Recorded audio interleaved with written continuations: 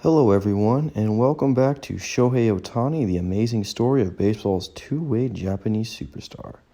And now, without further ado, here's Chapter 4, titled From the Preps to the Pros. The Ham Fighters got their man in Shohei Ohtani, and he got number 11 in honor of his pitching idol, Yu Darvish, who had also played for the Ham Fighters and was now with the Texas Rangers. At the time, Texas Rangers.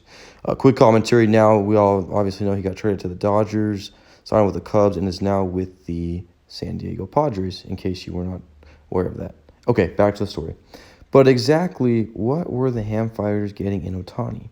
Ohtani, who had played at powerhouse Hanamaki Higashi High School, had wowed the scouts with his velocity in some prestigious prep tournaments in his senior year. But he was far from finished product as a pitcher, struggling with his control and getting his mechanics right so he could repeat his motion. He was just a pitcher who had hit some, said Jim Allen of Kyoto News, who's been writing sabermetric guides about Japanese baseball since 1994 and had covered Ohtani extensively.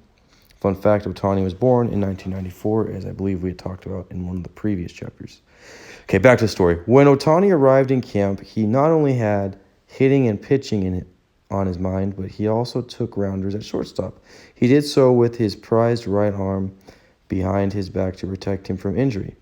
It was also quickly apparent that Ohtani's decision to remain in Japan was the right one. Far from dominating in Nippon professional baseball, Ohtani absorbed his lumps and slumps like any other rookie. Still, there were flashes of brilliance that were a clue of what lay ahead for the young man growing into his body and his game. Ohtani made his professional debut on March 29, 2013. After he struck out in his first at-bat, he collected 2 hits and had an RBI in the opening day game against Saitama Seibu Lions ace Taiyuki Kishi. On May 23rd, Ohtani took the mound for the first game, scattering 2 runs over 5 innings when facing Yakult Swallows.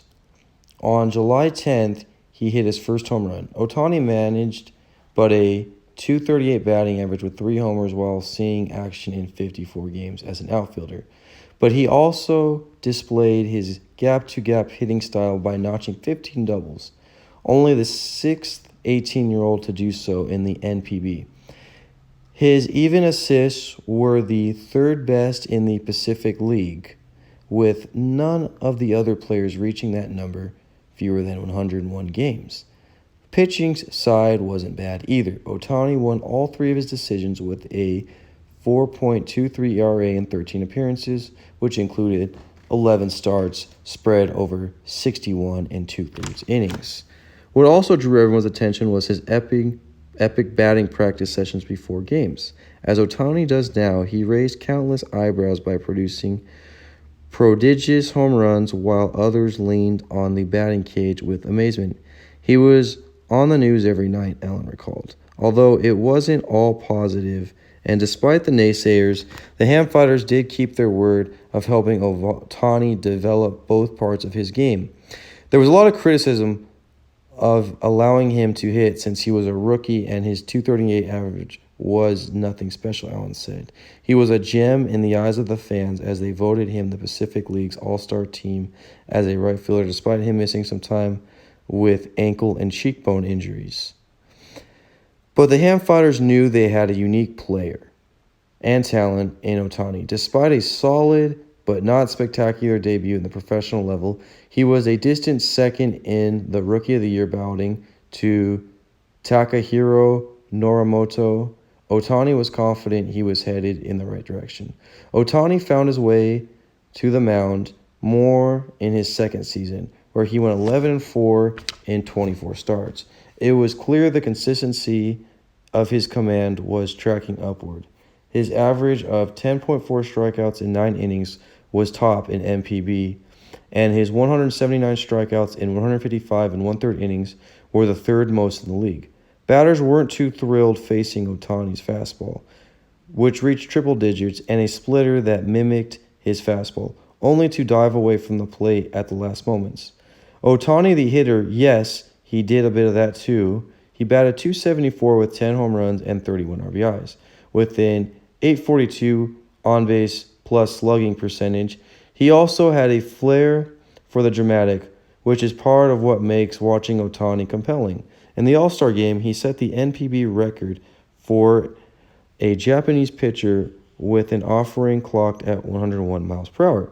He duplicated the feat in a regular season game as well, trying Mark Kroon's standard for any pitching in NPB. During that outing's first inning, 8 of Ohtani's 15 pitches were around the century mark. Ohtani's popularity continued to soar as the nation became transfixed with this player with Hollywood looks and the look of a budding legend.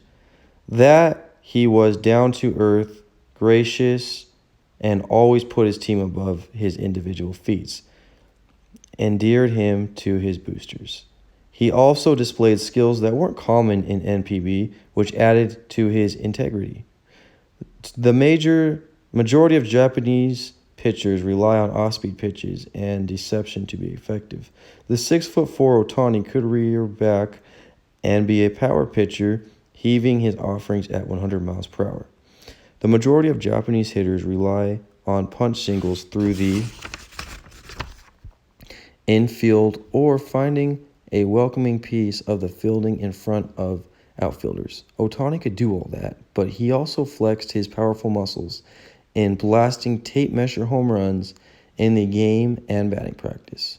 When Ohtani smacked his 10th home run on September 7th against the Oryx Buffaloes, he was the first Japanese player to reach double figures in wins, home runs, and the first to do it in a top-level league since Babe Ruth in 1918. Ohtani was selected to Japan's national team during a 5-game exhibition series against a squad of visiting Major League players. He shined. He had scoreless inning of work when Japan blanked the MLB players in the first game, and he started Game 5 at the Sapporo Dome, which is home to the Ham Fighters. He surrendered 1 earned run in 4 innings with 7 strikeouts. His fastballs were flirting with 100s, and the diving characteristics on his splitter were devastating. The series gave Ohtani positive exposure as he held his own against some of the major's top players. The secret of Shohei Ohtani, the two-way phenom, was starting to gain international attention. And that is the end of period 4, which ends in a quote. He also had the flair for the dramatic, which is part of what makes Ohtani compelling. So very interesting story here, talking about really around the year of 2013 when he was playing with the Ham Fighters. So as always, I thank you guys for listening for Chapter 4. Make sure to check back soon for Chapter 5, and make sure to look in the links in the description below for previous chapters if you want to catch up. And let me know your thoughts on the chapter. And as always, thank you, and please like and subscribe for more content.